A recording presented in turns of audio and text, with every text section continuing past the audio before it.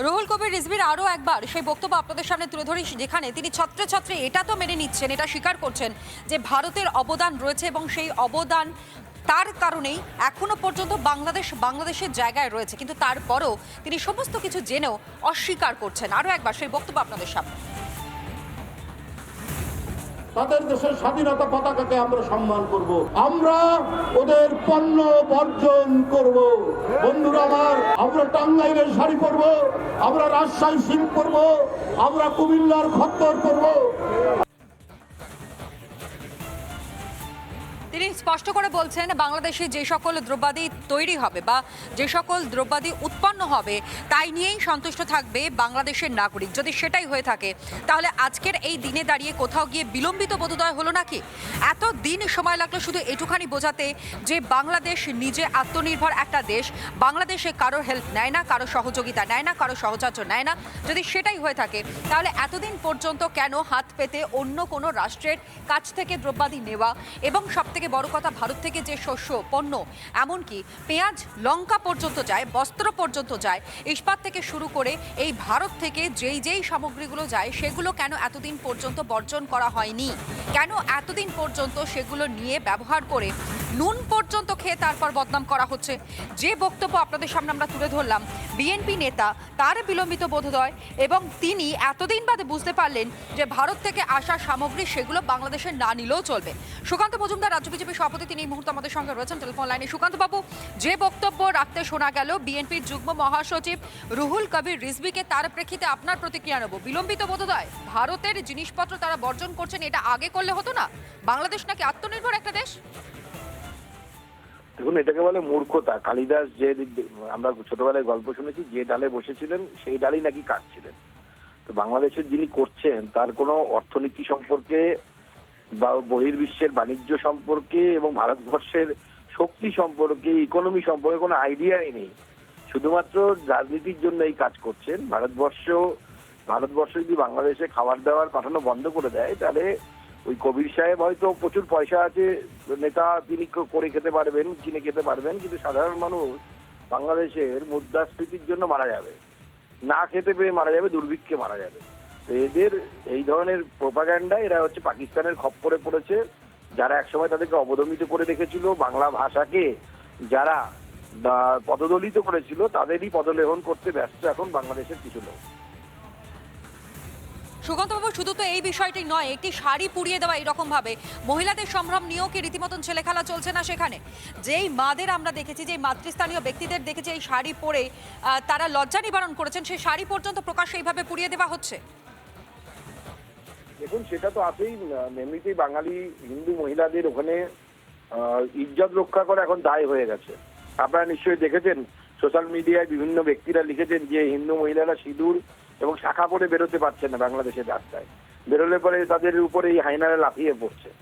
এই বর্তমান পরিস্থিতি ভয়াবহ, এবং আমার মনে হয় গোটা বিশ্বের উচিত বাংলাদেশের প্রতি দৃষ্টিপাত করা এবং বাংলাদেশকে শান্ত করার চেষ্টা করা। ধন্যবাদ জানাই আপনাকে। সুকান্ত মজুমদার, রাজ্য বিজেপি সভাপতি, তিনি ছিলেন এই মুহূর্তে আমাদের সঙ্গে টেলিফোন লাইনে।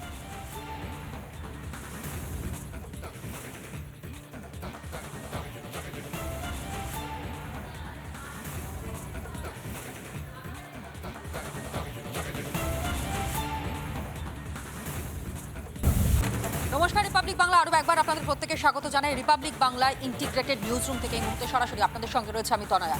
শুরুতেই বাংলাদেশের যে খবরের দিকে নজর রাখবো, ব্রেকিং এসে পৌঁছেছে ভারতীয়দের ওপরে বা ভারতের ওপরে এত বিদ্বেষ যে কারণের জন্য ভারতে প্রস্তুত শাড়ি তা সম্পূর্ণভাবে আগুনে পুড়িয়ে দেওয়া হলো। বিএনপির যুগ্ম মহাসচিব, বিএনপি সিনিয়র যুগ্ম মহাসচিব রুহুল কবির রিজভি, তিনি পুড়িয়েছেন ভারতের অবদান। তাহলে ভুলতে বসছে বাংলাদেশ?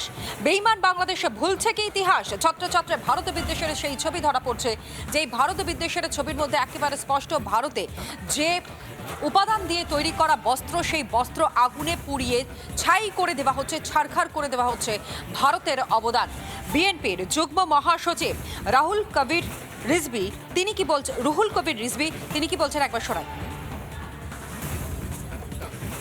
তাদের দেশের স্বাধীনতা পতাকাকে আমরা সম্মান করব, আমরা ওদের পণ্য বর্জন করব।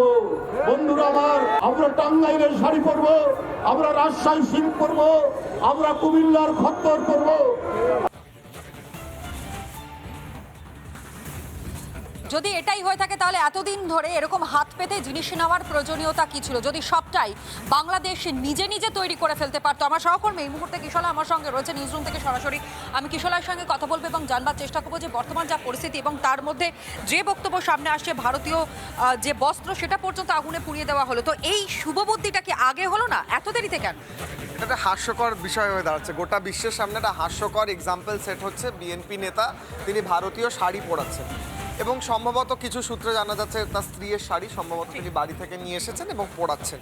তো তার স্ত্রীর শাড়ি তিনি অবশ্যই পরাচ্ছেন এবং তার সঙ্গে তিনি অত্যন্ত গুরুত্বপূর্ণ একটি সেলফ কনফেশন করেছেন, মানে মেনে নিয়েছেন একটা সিচুয়েশন। উনি বলছেন আমরা একবেলা খেয়ে থাকবো তাও ভালো, কিন্তু আমরা ভারত থেকে কিছু নেব না। তার মানে ভারত থেকে যদি তারা সত্যি জিনিস নেওয়া বন্ধ করে, যা তারা এখন নেয় আমাদের দয়ায় চলে, খেতে পাবে না। হ্যাঁ, তাহলে একবেলা তারা খেতে পারবে না। মানে তিনি মেনে নিচ্ছেন যে ভারতের দয়াই তারা দুবেলা তিনবেলা খেতে পান। যদি ভারতের দয়া বন্ধ হয়ে যায় তাহলে তারা একবেলা খেতে পাবেন। আরও দয়া বন্ধ হয়ে গেলে হয়তো সেটাও পাবেন না। আর দ্বিতীয় কথা, আমরা অনুরোধ জানাচ্ছি যে শাড়ি পরাচ্ছেন তার সঙ্গে সম্পূর্ণ মেট্রো যেগুলো বানানো হয়েছে ভারতের টাকায় বানানো হয়েছে, মেট্রো পুরো যা আছে সম্পূর্ণটা পুড়িয়ে দিন। এই যে বানিয়েছেন আপনারা পদ্মা সেতু, ওখানে ভারতের ইনভেস্টমেন্ট আছে, পদ্মা সেতুর যত পার্সেন্ট ভারতের ইনভেস্টমেন্ট আছে আপনারা পুড়িয়ে দিন। ভারত থেকে শেখ হাসিনার সরকার হোক কিংবা এখন ইউনূস সরকার বিভিন্ন দ্রব্য তারা আমদানি করে থাকে, বিদ্যুৎ আমদানি করে থাকে। যে বিদ্যুৎ আপনারা নিচ্ছেন যে তারের মাধ্যমে, সেগুলোও ভারতের তরফ থেকে বসানো, ভারতের বিজনেসম্যান বসিয়েছেন, সেগুলো পুড়িয়ে দিন। যা যা আপনারা বাংলাদেশ ভারত থেকে নিয়েছেন সম্পূর্ণটা পুড়িয়ে দিন। এবং আমি শেষ করব এই বলে যে গোটা বাংলাদেশটাই আপনারা ভারত থেকে নিয়েছেন, এটাও যেন মনে থাকে। বাংলাদেশের উৎপত্তি ভারত থেকে হয়েছে এবং তাই জন্য কি পড়াবেন আপনারা সেটা দেখে নিন। মানে সম্পূর্ণটাই ভুলতে বসেছে, সম্পূর্ণটা ভুলে গিয়ে ভারতের যে অবদান তা কার্যত ভুলে গিয়ে অন্তত পক্ষে বাংলাদেশের তরফ থেকে যে বিএনপি নেতারা যে বক্তব্য সামনে রাখছেন সেখানে কার্যত স্পষ্ট, তার থেকে স্পষ্ট হচ্ছে যে বাংলাদেশ এতদিন চলতো কেবলমাত্র ভারতের ছত্রছায়াতে, তা কোথাও না কোথাও প্রচ্ছন্নে হলো। যেন এই বক্তব্যই আরও স্পষ্ট হলো এই গোটা ঘটনায়। রাজ্যের বিরোধী দলনেতা শুভেন্দু অধিকারীর বক্তব্য এই প্রসঙ্গে আপনাদের সামনে রাখি, শুনুন কি বলেছেন। এক বিএনপির নেতা তার স্ত্রীর শাড়ি পুড়াচ্ছে, ওটা কত নম্বর স্ত্রী আমি জানি না, 1 না 5, একটা শাড়ি পুড়াচ্ছেন। আরে মশাই, আমরা বাংলাদেশ থেকে বাণিজ্য হয় মাত্র 11.25 বিলিয়ন। আপনারা আছেন অনেক পিছনে, 10-এর পরে। আমাদের অর্থনীতি আপনাদের উপর নির্ভর করে না। আর আমরা কি পাঠাই? কটন পাঠাই, আমরা ফুড ইন্ডাস্ট্রি অ্যানিমেল ফডার পাঠাই, আমরা এডিবল ভেজিটেবল পাঠাই। নানা ধরনের কন্টেন্ট দেখার জন্য লাইক করুন, শেয়ার করুন আমাদের ফেসবুক পেজ, সাবস্ক্রাইব করুন আমাদের ইউটিউব চ্যানেল।